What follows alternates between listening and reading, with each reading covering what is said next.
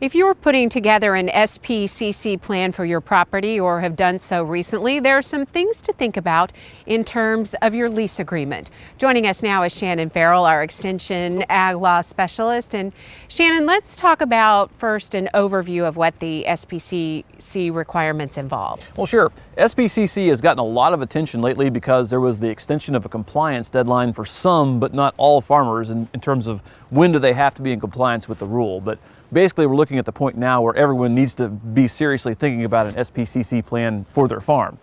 Now, how do you know if you need an SPCC plan? Well, what an SPCC plan is concerned with is mostly the above ground storage of oil. Now, when we say oil, most people think about petroleum-based oil, but in this regulation, it's different. It's not just petroleum-based oil, it's also any kind of oil. So fats, vegetable oils, animal-derived oils, anything like that all gets counted up. So we take all of your above ground storage of those oils, and if that adds up to 1,320 gallons of oil storage, then you're probably going to trigger the regulation. Now, 1,320 sounds like quite a bit, but it only takes a few above ground storage tanks for you to reach that threshold. Now let's talk about who is responsible for the plan, and there could be some analysis involved, and then ultimately, if there is a spill, who could be held liable? Okay, well, if we've got that size of storage on our farm, the next thing that we need to figure out is, does the regulation apply to us? And the regulation is going to apply if there's a possibility in a worst case scenario that a spill of oil from our storage could reach a water of the United States, which is a defined term.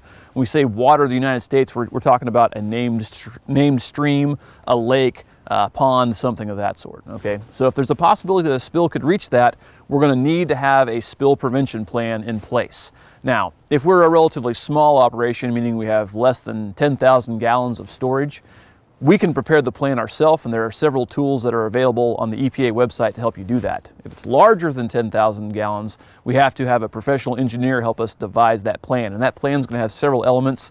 One's probably going to require that we have things like secondary storage containment, so things like a berm around our tanks, or maybe a secondary tank to catch a spill or something like that.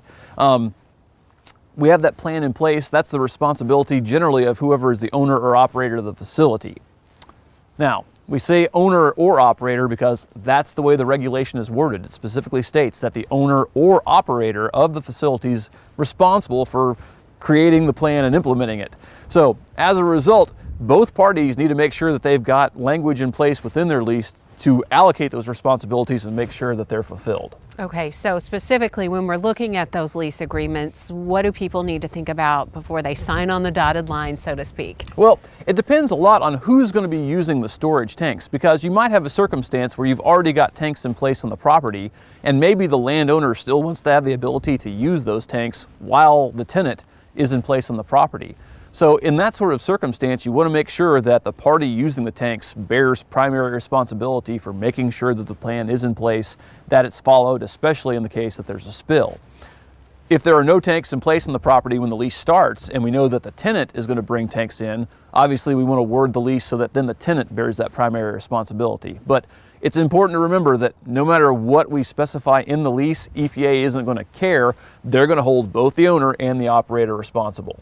So bottom line, you need to work together and make sure that the language is clear for both the landowner and the lessee. Absolutely. And one last thing to think about is if you think that there may be existing environmental problems on the property, or if you foresee that there might be some, the parties might consider having an environmental audit performed on the property to make sure we either know if there are any problems or to make sure that there are none and we're starting from a clean slate. Okay. Better safe than sorry, right? That's right. Okay, Shannon Ferrell, thanks a lot. Good legal advice today.